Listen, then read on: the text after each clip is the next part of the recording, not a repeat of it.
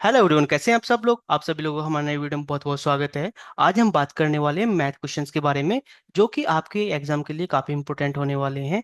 चाहे आप रेलवे की तैयारी कर रहे हो, यूपीएससी की तैयारी कर रहे हो, यूपी की तैयारी कर रहे हो, बैंकिंग की कर रहे हो, या अदर किसी भी कम्पिटिटिव एग्जाम की तैयारी कर रहे हो, तो यहाँ पर जो भी वीडियो आपको प्रोवाइड होने वाली है वो आपके लिए काफ़ी इंपॉर्टेंट होने वाली है। तो सबसे पहले हम आपको कुछ फॉर्मूले के बारे में बता दें। जब भी आप मैथ के कोई क्वेश्चन सोल्व करोगे तो आपको नॉर्मली फॉर्मूले की नॉलेज होनी चाहिए। यदि आपको फॉर्मूलों की नॉलेज नहीं होगी तो आप क्वेश्चन सोल्व नहीं कर पाओगे। ठीक है। तो सबसे पहले हम बात करते हैं घन की।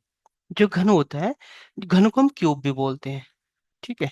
अब जो पहला हमारा जो फॉर्मूला होता है, घन का संपूर्ण पृष्ठ का क्षेत्रफल, जो घन का संपूर्ण पृष्ठ होता है उसका क्षेत्रफल क्या होगा, ये निकालने के लिए आपका जो फॉर्मूला होगा वो होगा 6a²। ए का मतलब होता है भुजा। ओके। सेकंड है हमारा घन का विकर्ण। घन के विकर्ण निकालने के लिए आपका जो फॉर्मूला होगा √3a। ओके। नेक्स्ट है हमारा घन का आयतन। घन का आयतन निकालने के लिए आपको क्या कर देना है, जो आपकी भुजा होगा उसकी क्यूब कर देनी है। ठीक है। अब नेक्स्ट आ गया हमारा घनाभ। जो घनाभ का संपूर्ण पृष्ठ का क्षेत्रफल होता है, उसके लिए जो फॉर्मूला होता है वो होता है 2LB+BH+HL। ठीक है। नेक्स्ट है आपका घनाभ का विकर्ण। घनाभ का विकर्ण होता है L² + B² + H² का अंडर रूट। ओके। नेक्स्ट होता है आपका घनाभ का आयतन। जो आयतन का फॉर्मूला होता है उसे बोलते हैं LBH। नेक्स्ट होगा हमारा बेलन। जो बेलन का जो संपूर्ण पृष्ठ का क्षेत्रफल होता है उसका फॉर्मूला होगा 2πr r+h। जो लंबवर्तीय बेलन का वर्क पृष्ठ का क्षेत्रफल होगा वो होगा 2πr h। क्या है? 2πr h। उसके बाद बात करते हैं बेलन का आयतन। जो बेलन का आयतन होता है वो होता है πr²h। πr²h। अब सबसे पहले हम चलते हैं, हमारा पहला क्वेश्चन है, एक घनाभ की लंबाई, चौड़ाई तथा ऊंचाई 20 मीटर, 10 मीटर व 5 मीटर है। इसका आयतन, संपूर्ण पृष्ठ क्षेत्रफल बताइए। तो यहाँ पे आपको दो चीजें ज्ञात करनी है। सबसे पहले बताना है कि इसका आयतन कितना है, दूसरा बताना है संपूर्ण पृष्ठ कितना है। तो मैं आयतन का आपको ऑलरेडी फॉर्मूला बता चुका हूँ। जो आयतन का फॉर्मूला होता है वो होता है आपका L × B × H। यानी LBH होता क्या है, देखो। L में तो हो गया आपका, L का मतलब हो गया लंबाई, लंबाई। B का मतलब हो गया आपका चौड़ाई, और आपका H का मतलब हो गया ऊंचाई। ओके। अब आपको क्या करना है, इन तीनों वैल्यूज को इस फॉर्मूले के अंदर पुट कर देना है। तो ये हो जाएगा हमारा, L की जगह आ जाएगा कितना, आपका लंबाई कितनी है आपकी 20 मीटर। ठीक है। इंटू, यानी गुणा, फिर जो आपकी चौड़ाई है वो कितनी है 10 मीटर।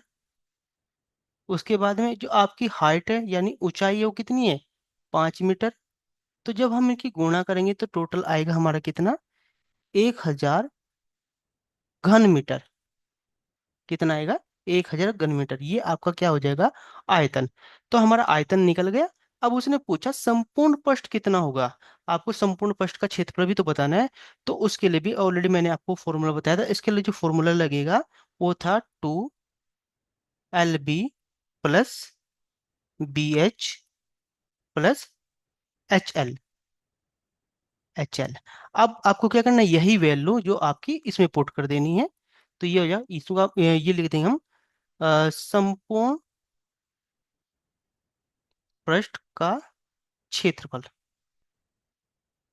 ओके। अब क्या करें, टू, ये तो हो गया हमारा। एल बी कितना हो जाएगा हमारा, एल बी हो जाएगा हमारा, एल है हमारा कितना भाई 20। ठीक है। उसके बाद बी, यानी बी है हमारी, यानी चौड़ाई कितनी है 10, प्लस उसके बाद में जो हमारा जो चौड़ाई है हमारी बी कितनी है 10 है।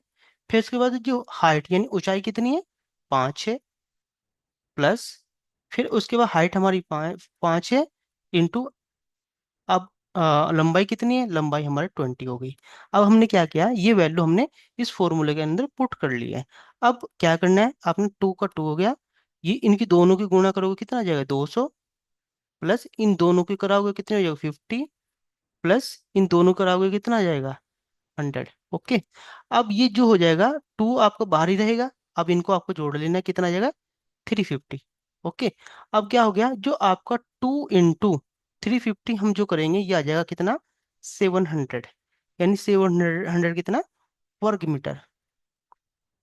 वर्ग मीटर। ये हो गया आपका आंसर इस क्वेश्चन का। अब आपको पता क्या करना है, देखो सबसे पहले आपको यहाँ पे इस क्वेश्चन को सोल्व करने के लिए आपको आयतन की फॉर्मूले का पता होना चाहिए था, और जो संपूर्ण पृष्ठ का क्षेत्रफल है इसकी फॉर्मूले का पता होना चाहिए था। मैंने ऑलरेडी वीडियो स्टार्ट होने से पहले बोला था, जब भी आप इस तरह के क्वेश्चन सोल्व करोगे तो आपको कम से कम फॉर्मूले की नॉलेज होनी चाहिए। जब आपको फॉर्मूले की नॉलेज होगी, आपको इतनी सोल्व करने की जरूरत नहीं है। आपको ओनली क्या करना है, जो ये वैल्यू दी है आपको मैनुअली भी आप क्या कर सकते हो, इसे माइंड के थ्रू पुट कर सकते हो, उसके बाद अपना आंसर निकाल सकते हो। अब सेकंड हम चलते हैं। जो सेकंड है आपका, कि एक आयताकार जलाशय में 1,20,000 लीटर जल है। ठीक है। यदि जलाशय की लंबाई 8 मीटर है तथा चौड़ाई 5 मीटर है, तो जलाशय में जल की ऊंचाई कितनी है? यहाँ पे आपको बताना है भाई, जो ऊंचाई कितनी है।